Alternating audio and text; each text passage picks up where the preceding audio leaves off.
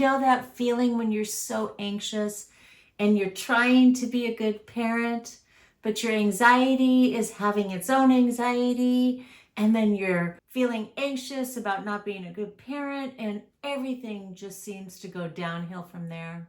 Well, the truth is, our anxiety can affect our relationship with our kids, just like it can affect everything else. Here are some of the ways that it can affect our relationship with our children.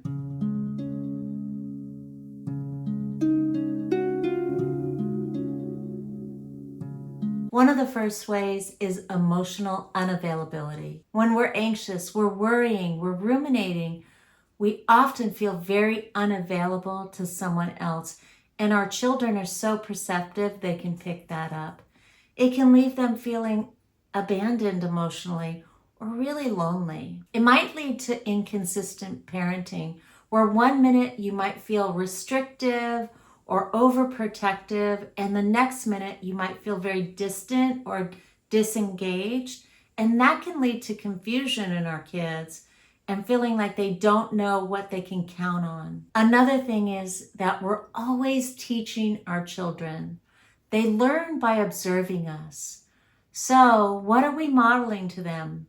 Well, if we're feeling anxious, we might be modeling anxiety. So we have to be mindful of what am I teaching them to be afraid of. When we're feeling anxious, we might also have trouble communicating to our kids. But think about it, right? I mean, we could be having trouble actually attending to or listening to what our kids are saying.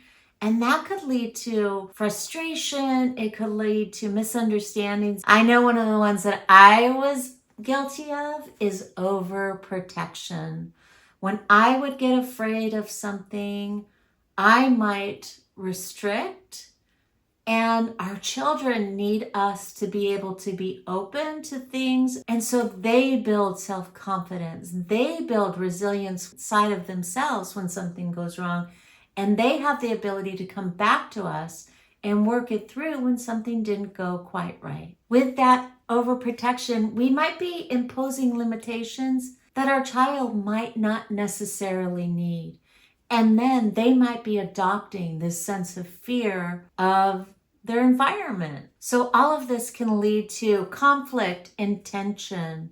It might lead to parental guilt because we know something's not quite right with us, and we're imposing these things that are restricting our children, and we feel this guilt about it. It could lead to an impaired attachment style, or sometimes we feel really secure with our kid feels really secure with us, but then our anxious attachment style might come out at certain times, and that might affect the connection that we have with our child. I mean, ultimately, when we are anxious, it can affect our child's mental health. We can have emotional issues, we can have behavioral issues, and their mental health might suffer, and they might in turn develop an anxiety issue as well. Okay, so enough about what could happen, because we live in a world where everybody has some level of anxiety. It's an anxiety-producing atmosphere that we live in. So I just want to normalize that for you. And when you have a child, it's natural to want to take care and protect them.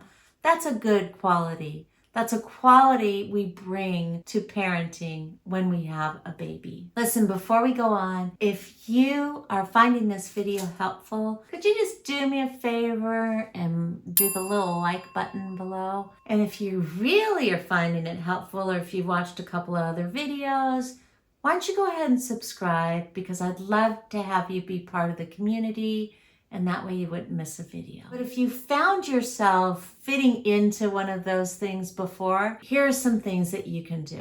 Number one, acknowledge and manage your own anxiety. So how do we do that? Seek professional help, a therapist, coach, a counselor. Go to a medical doctor if you need to for a physical. Number two, practice self-care. When we're anxious, that's a time when it can be really hard to bring in that self-care stuff. So we go back to the basics. Am I eating a healthy amount of food plus healthy food? Watch what I'm taking into my body, including alcohol and caffeine. Next, how's my sleeping? Maybe I need to go back to the sleep hygiene of a child, take care of my inner child, and protect my sleep. Again, you can be mindful, maybe meditate, bring in some yoga and some exercise so you're activating your body to make sure that you're getting movement. And then develop some coping strategies. When I feel anxious, I can do this. When I get this warning sign from my body and I start to feel my heart go like this, I will take a deep breath in through my nose, out through my mouth. When I start to feel trapped in my anxiety, I will get up and I will go outside and just add more things to your journal. When I feel this, I will do this, and add your healthy step right here. Simple, straightforward things that you know you can do in that moment.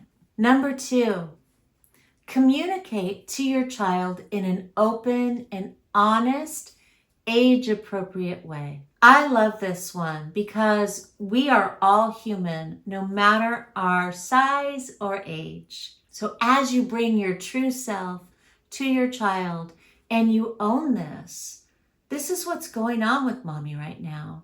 This is what's happening. You know, I'm having a moment. I'm not feeling great right now. You're telling your child, hey, you know what? It's okay for you to have moments. It's okay for you to not feel great, and ask for your own boundary and timeout too. And with that, you explain to them, this isn't your fault. This is what's going on with mom. This is what's going on with dad right now. And then with that, we create this safe space to go back and forth and express our emotions. Yeah, you know, sometimes I do feel like this.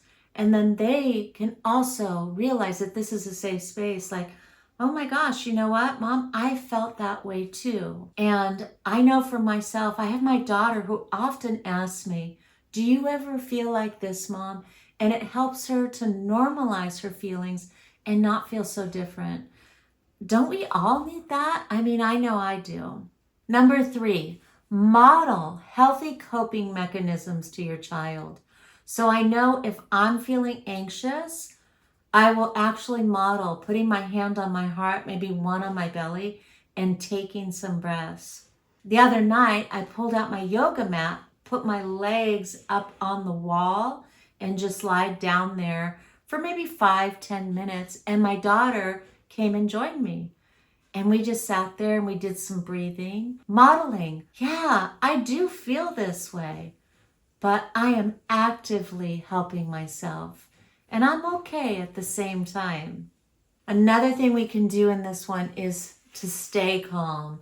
And I know that might go against what you're feeling inside, because anxiety, we don't often feel calm, especially when it goes into a panic attack. But to be able to stay calm and to tell your child, yeah, this is happening, but at the same time that this is happening, I'm also okay. We are okay, and we're safe. Your reaction helps to influence how your child perceives and reacts to anxiety. The 4th thing we're going to do is we're going to build a supportive environment. And one of the ways we do that, especially with kids, well, and for adults, is to create routines. We all feel safer with a routine, especially when there's anxiety involved. And the 5th thing is kind of similar to one of the ones before, is to teach our children the relaxation techniques that we know. Bring mindfulness into your household. Bring relaxation into your household. Bring stretching, or even just a little bit of yoga. Going for a walk when you feel anxious. What about a creative outlet? like doodling to connect, or writing, or painting, or what about playing an instrument or cooking? Those are all great ways to channel our anxiety into a hobby or creative outlet. Another thing we're doing is we're promoting resilience and problem solving. So when we feel anxious, we often feel like, I can't do this. And yet, as we build these skills, we're promoting this ability to problem solve, to know that if I feel this way, I can do this. It's like when you're in grade school, right? And you have to do the matching game. This picture here goes with this picture over here. So if I feel shaky, then I could take a deep breath. Matching up what I could do and how it could help. That is good problem solving skills. This is also important because it encourages our child to take age appropriate risks. Before they turn 18 or 21 or whenever they might launch out on their own, this allows them to take these risks to build up these skills, build up their independence, build up their confidence in themselves, get to know their body and their responses, and come back and check in with you with these age-appropriate risks. You know what I love about this is the next one is that it fosters a more connected and supportive relationship. I know when I was first a parent, I always thought that I had to have all the answers, and oh my gosh, what a lot of pressure I put on myself.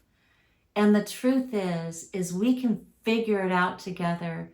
And it actually builds my child's confidence up so much when they're actually the expert sometimes and they're helping me. Builds a stronger relationship because we're spending quality time together, going back and forth and talking about this. And I'm present with them in this moment. They're present with me. Another thing we can do in our day of the internet is we can seek support. We can seek educational resources. We can watch videos together. We can go to the library together. If there's a group that's needed, we can look for that together. And I just want to remind you, this is not a one and done. So monitor and adjust, just like with life, right? So if something's going right, let's do more of it. If something feels like it needs tweaking, well then let's tweak it. Let's do something differently. What worked for you? What kind of didn't work for you? So it's this self-assessment that we're doing, and we're looking how my anxiety affects my child, and is my anxiety rubbing off on my child? And what can I do to pull it back so this is mine and they get to be their own autonomous being that doesn't have to take on my anxiety to be connected to me. And they also don't have to caretake for me. I want to just remind you that having anxiety is a very normal part of being human. And so it's about managing it and finding creative and healthy ways that you can cope and take care of yourself, take care of your whole self.